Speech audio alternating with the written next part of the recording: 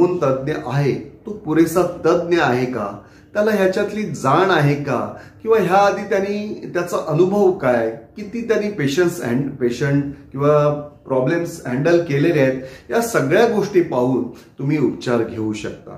आणि दुसरी एक ह्याच्यात मेथड आहे की आत्मसंमोहन.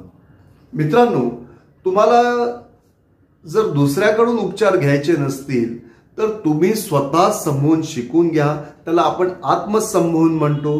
स्वतः शिकून घ्या आणि ते सूचना तंत्र किंवा ते डीप आत्मसंमोहनात कसं ट्रान्समध्ये जाणं हे स्वतः शिकून तुम्ही त्या सूचना घेऊन तुम्ही स्वतः सुद्धा तुमच्या जीवनात आमूलाग्र बदल घडू शकता.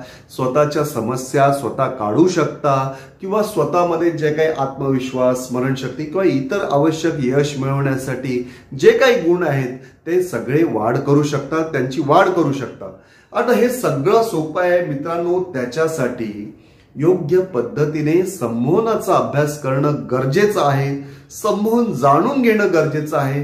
थोडंसं अंतर्मनाचा अभ्यास करणं गरजेचं आहे. आणि हे जर सगळं तुम्ही करू शकाल तर खरंच मित्रांनो, मी अतिशय प्रामाणिकपणे सांगतोय की तुम्ही तुमच्या जीवनात आमूलाग्र चांगले बदल घडू शकता. आता तुम्ही ज्या अवस्थेत आहात, शारीरिक, मानसिक किंवा आर्थिक म्हणू, त्याच्यापेक्षा कितीतरी चांगल्या अवस्थेत किंवा हाय लेवलला तुम्ही नक्की जाऊ शकता.